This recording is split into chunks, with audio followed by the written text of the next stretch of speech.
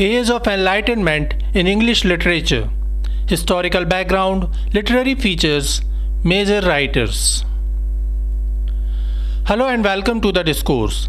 The Age of Enlightenment is also known as the Age of Prose and Reason, the Augustan Age and the Age of Sensibility.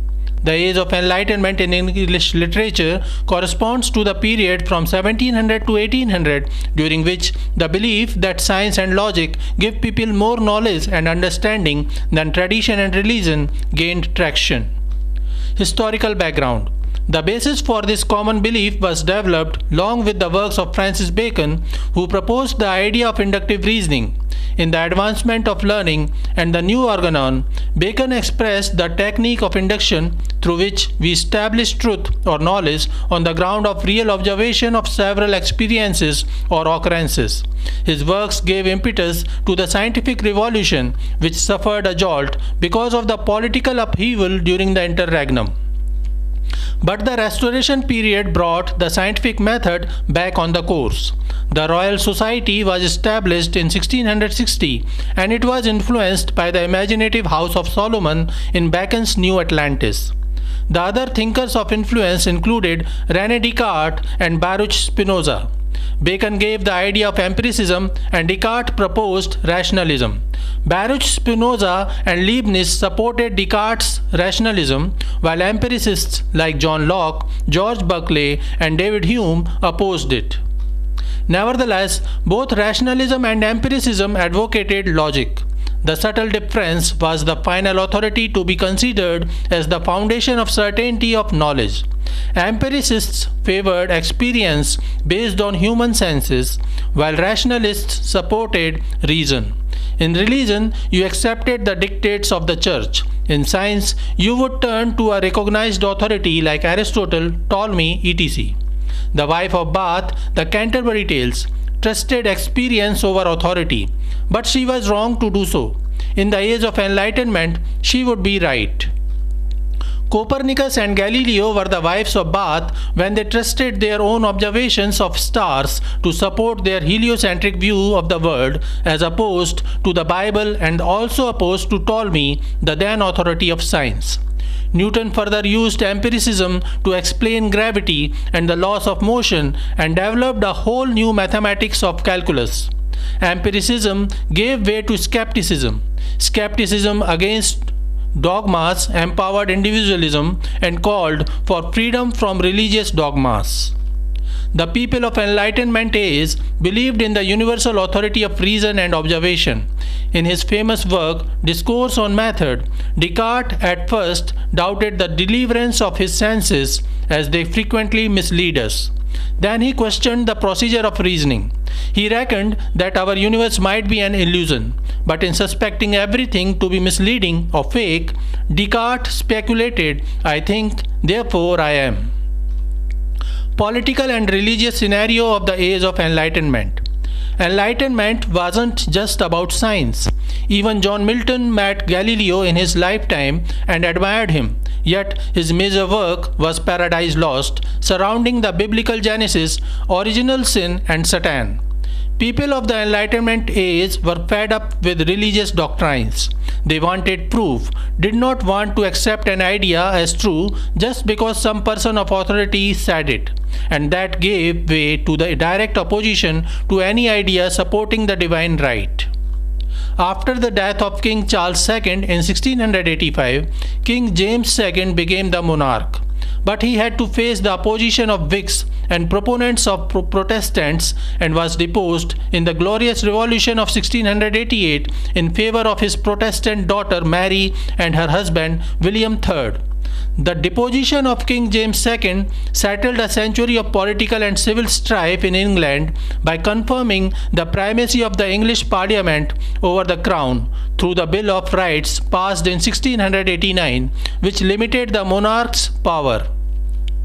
It was the period when England was striving for individual freedom and rights, when John Locke presented his idea of modern man. Man, Locke says, is not created with original sin in him, and he is not inherently wicked. Rather, man is born as a blank sheet of paper. You can create whatever sort of man by environmental influences, education experiences, and what this means is that education became important. So, man became a creature of indefinite possibility for progress. This reduced the controlling power of the church and monarch both on the common man. John Locke presented his idea of the social contract that suggests that the government's authority lies in the consent of the governed. The Lockean idea of natural rights that stresses that individuals have a right to life, liberty, and property became the base of new socio-political arrangements. It turned to life, liberty, and the pursuit of happiness in the US Declaration of Independence. It was the effect of humanism and individualism of the Age of Enlightenment. This new interest in individuals reduced the importance of theology while giving impetus to humanism. Deism became a common belief.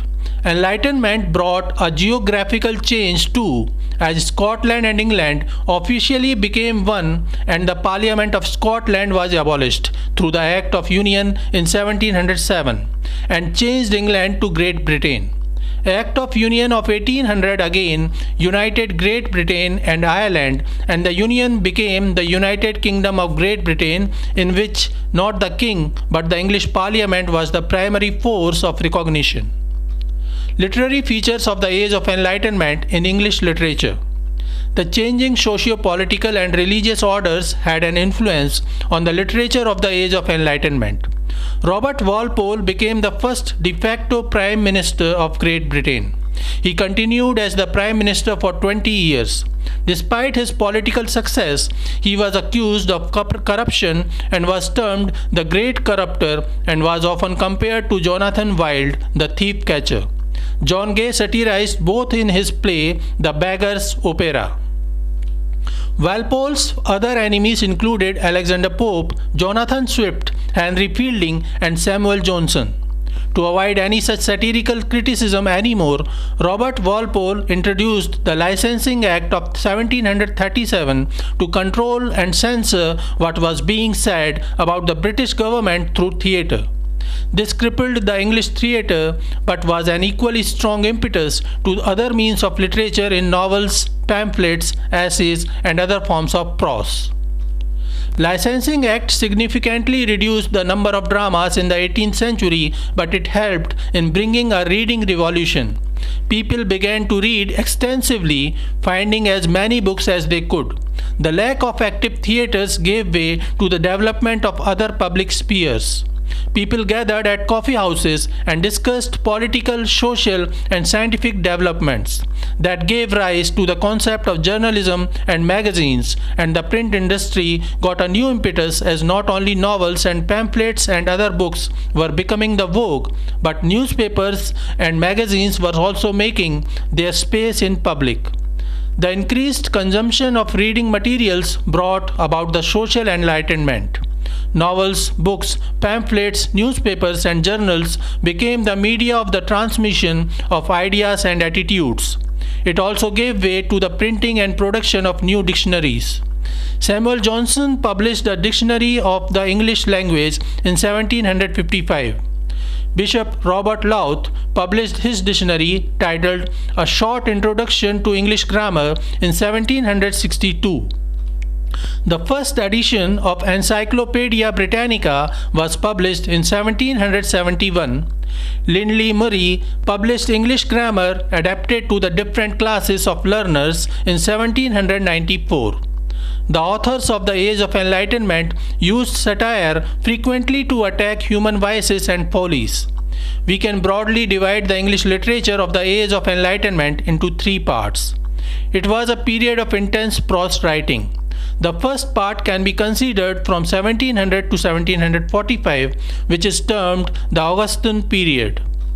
English writers of this era tried to emulate the golden era of Romans under Emperor Augustus, and thus it is called the Augustan period of Enlightenment age. In this period, writers like Alexander Pope emphasized classical poetry styles. Jonathan Swift and Daniel Defoe wrote realistic novels, and Joseph Addison and Richard Steele wrote political pamphlets and essays in this period. Then came the period of Samuel Johnson. From 1745 to 1760, English authors like Henry Fielding, Samuel Richardson, and Tobias Smollett wrote realistic social novels. The period from 1760 to 1800 is known for sentimentalism, during which Laurence Sterne and Charlotte Lennox wrote novels, while Oliver Goldsmith, William Blake, Thomas Chatterton, and Thomas Percy and others began the revival of poetry. So this is it for today. We will continue to discuss the history of English literature. Please stay connected with the discourse. Thanks and regards.